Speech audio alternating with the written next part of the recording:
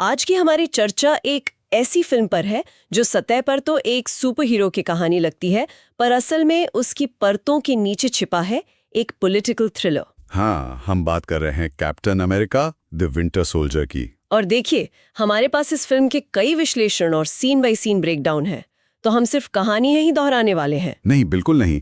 हम ये समझने की कोशिश करेंगे कि ये फिल्म सत्ता, निगरानी और आज़ादी की लड़ाई पर इतनी गहरी टिप्पणी कैसे करती है। सही कहा। ये कहानी एक ऐसे सिपाही की है जो अपने समय से बाहर है और एक ऐसी दुनिया से जूझ रहा है जहां दोस्त और दुश्मन के बीच की रेखा मतलब पूरी तरह धुंधली हो चुकी है। बिल्कुल। और हम देखेंगे कि कैसे ये फिल्म आज़ादी बनाम सुरक्षा की जो बहस है ना, उसे सीधे कहानी के केंद्र में रखती है। तो चलिए इसी परत दर परत कहानी को खोलते हैं। चलिए।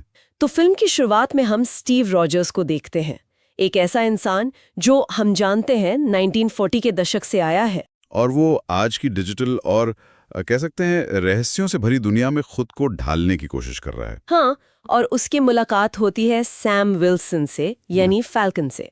और उनकी जो पहली बातचीत है वही फिल्म का एक भावनात्मक आधार तैयार कर देती है। बिल्कुल, वो दोनों सैनिकों की जिंदगी पर बात करते हैं, पीटीएसडी जैसे मुद्दों पर। ये बहुत ही असली लगता है। यहाँ एक दिलचस्प बात है, स्टीव मतलब शारीरिक रूप से तो एक सुपर सोल्जर है, पर मानसिक रूप से वो अब भी खुद को पुराने जमाने का इंसान ही मानता है। सही, और ये उसके अंदर का जो संघर्ष है उसे दिखाता है। और ये संघर्ष और गहरा हो जाता है जब उसे SHILD के एक मिशन पर भेजा जाता है, लेमोरियन स्टार जहाज को बचाने का मिशन। हाँ, और उसी मिशन के दौरान उसे पता चलता है कि नाताशा रोमानोफ मतलब ब्लैक विडो उससे कुछ छुपा रही है। वो कोई सीक्रेट डेटा निकाल रही होती है। और ये भरोसे में पहली दरार थी।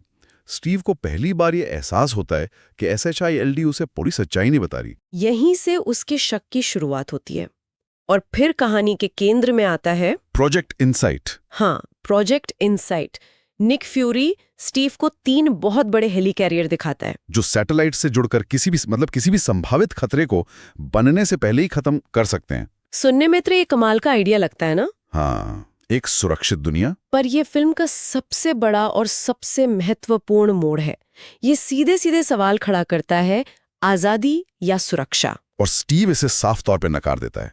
मुझे उसकी वो लाइन याद है, ये आजादी नहीं है, ये डर है। बिल्कुल, वो एक सैनिक है जिसने आजादी के लिए लड़ाई लड़ी थी, डर फैलाने के लिए नहीं। इसी बीच निक फ्यूरी को भी शक होने लगता है कि SHILD के अंदर ही कोई दुश्मन है। और इससे पहले कि वो कुछ कर पाता, उस पर हमला हो जाता है। एक रहस्यमयी हत्यारे का हमला, द विंटर सोल्जर। इस किरदार का जो इंट्रोडक्शन है वो बहुत प्रभावी है।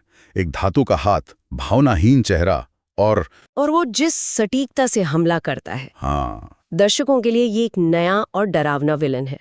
तो फ्यूरी घायल होकर स्टीव को एक फ्लैश ड्राइव देता है और एक चेतावनी भी देता है, किसी पर भरोसा मत करना। और फ्यूरी की कथित मौत के बाद पूरी कहानी पलट जाती है। शील्ड के एक टॉप अधिकारी अलेक्जेंडर पियर्स वो स्टीव को ही देशद्रोही घोषित कर देते हैं। और यहीं पर हमें वो मशहूर एलिवेटर फाइट सीन देखने को मिलता है। अरे वो सीन तो कमाल है। हाँ, जहां स्टीव अकेले ही शील्ड के कई एजेंट से लड़ता है और भगोड़ा बन जाता है। इस मोड़ पर ना फिल्म एक सुपर हीरो एक्शन फिल्म से कहीं ज्यादा एक पॉलिटिकल थ्रिलर बन जाती है। सही कहा। अब लड़ाई बाहरी दुश्मनों से नहीं है, बल्कि अपने ही सिस्टम के भीतर छिपे दुश्मनों से है। तो स्टीव, नताशा और सैम ये तीनों मिलकर फ्यूरी की दी हुई फ्लैश ड्राइव को डिकोड करते हैं और एक पुराने शील्ड बंकर तक पहुंचते हैं। और वहां उन्हें मिलती है आर्निम जोला की AI, जो सबसे बड़ा और सच कहूं तो सबसे चौंकाने वाला सच उजागर करती है कि हाइड्रा कभी खत्म ही नहीं हुई थी। बिल्कुल नहीं। द्वितीय विश्व युद्ध के बाद से हाइड्रा ने धीरे धीरे मतलब दीमक की तरह शील्ड के अंदर अपनी जड़ें जमा ली थी।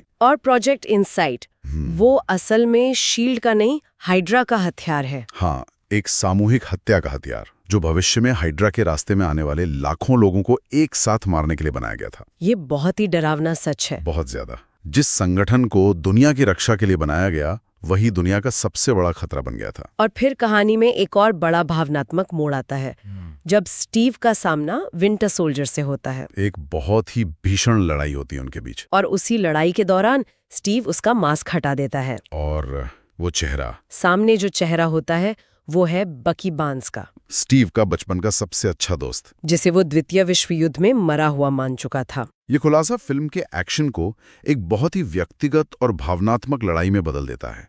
हाइड्रा ने बकी को पकड़ा था, उसकी याददाश्त मिटा दी थी हाँ, और उसे एक ब्रेन वॉश्ड हथियार में बदल दिया था। तो अब स्टीव का संकल्प उसे मारना नहीं बल्कि उसे किसी भी तरह बचाना बन जाता है। अब अंतिम लड़ाई का समय है। निक फ्यूरी जिंदा लौटता है हाँ, वो मरा नहीं था। और फिर प्लान बनता है हेलिकैरियर्स को लॉन्च होने से पहले उनके टारगेटिंग चिप्स को बदलना, ताकि वो एक दूसरे को ही नष्ट कर दें। इस लड़ाई के ना 3 मोर्चे हैं। हाँ, एक साथ 3 लड़ाइयां चल रही हैं। फैल्कन आसमान में लड़ रहा है, नताशा एक बहुत बड़ा कदम उठाती है। वो हाइड्रा और शील्ड के सारे रहस्य पूरी दुनिया के सामने लीक कर देती है। ये जानते हुए भी कि इससे उसकी अपनी पहचान, उसके अपने सारे राज भी उजागर हो जाएंगे। और स्टीव, वो लड़ रहा है अपने दोस्त बकी से। लेकिन ये लड़ाई उसे हराने के लिए नहीं है। नहीं, वो उसे उसकी यादें वापस दिलाने की कोशिश कर रहा है।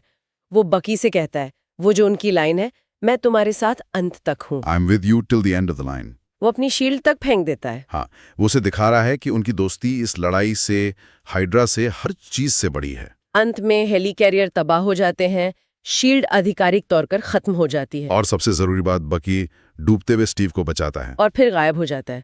ये एक छोटा सा संकेत है कि उसके अंदर का जो इंसान है वो अभी भी जिंदा है। तो इस पूरी कहानी का सार क्या निकलता है?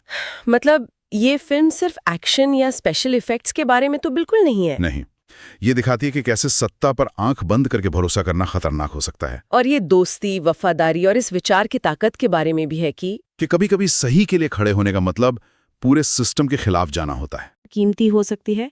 और स्टीव रॉजर्स का जवाब? उसका जवाब तो बिल्कुल साफ है, नहीं। हाँ।